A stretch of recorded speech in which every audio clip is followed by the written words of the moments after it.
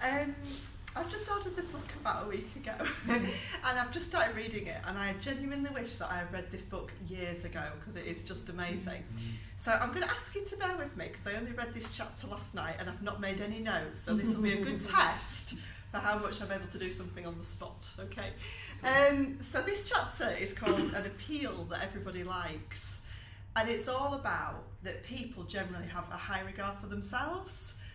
They like to, people generally see themselves as good and having noble motives. So this is all about that if you've got a situation of potential conflict, appealing to people's noble motives, because we all have them. So there are three examples that Dale Carnegie gives.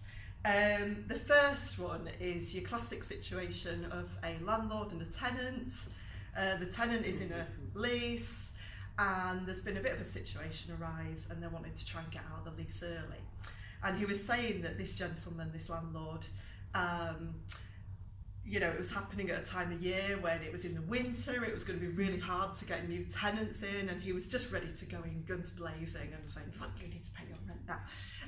But anyway, what he did instead was he decided to appeal to this tenant's noble motive. So I'm just going to read this particular bit out because this is a good bit, and it just said, so he said to him, now here's my proposition.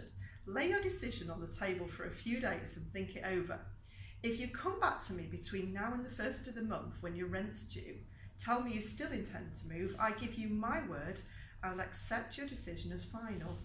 I'll privilege you to move and admit to myself I've been wrong in my judgment, but I still believe you're a man of your word and will live up to your contract. For after all, we're either men or monkeys, and the choice usually lies with ourselves. And needless to say, that worked. When the 1st of the month came round, he actually came and settled up. So that was just one example, really, of how he's sort of appealing to his better nature. Another example that he gave was of John D. Rockefeller when the press were taking pictures of his children. He could have just flown off the handle and got really angry, but actually what he did instead was he said, look, you know how it is, boys.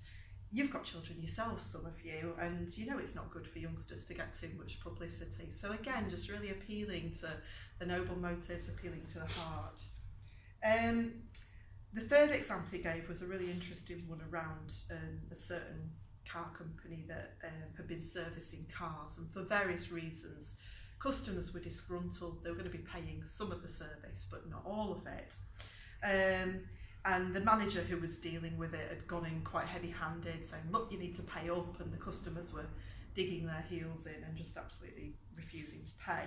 So what he did was he brought on this general manager who came at it from a very, very different angle. What he did was, first of all, he contacted all these customers to find out, what the company had done or failed to do. He explained that the company was not, was obviously not infallible, and that he had, and just basically said he was there to listen to the customers. And he listened with interest and sympathy. So we were saying about giving people sympathy earlier. And then what he did was he appealed to their sense of fair play. So he explained that the situation had been badly handled and apologised that they'd been annoyed by one of their customer representatives, saying that shouldn't have happened, apologising. But then what he did was he went on to sort of appeal to their better side by saying, I couldn't help being impressed by your fairness and patience, and now because you are fair-minded and patient, I'm going to ask you to do something.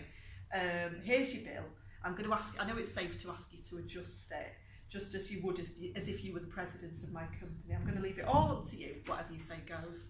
And what he said was that about 5 out of 6 customers actually went on not only to settle that bill, but they went over and above. They actually paid more. So, again, it was just that thing of just being able to appeal to people's sort of good side and their better nature. So I was thinking about that, and I was thinking about how that applies to Jenna Starr.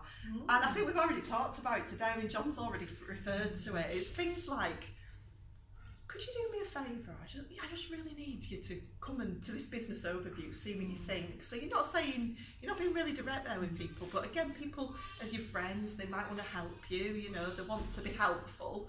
Or you might want to say, have you ever thought about making a difference to family? Would you like to make a difference to people? Or you might just say, like we've been saying already, have you thought about your family? What would happen to you? Are you interested in protecting your family? It's as through Genostar, what we're doing is we're appealing to the motives that people have. We're not going in there trying to sell.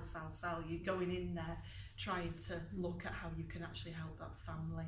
So that's the sort of takeaways that I have from it. Great. Oh,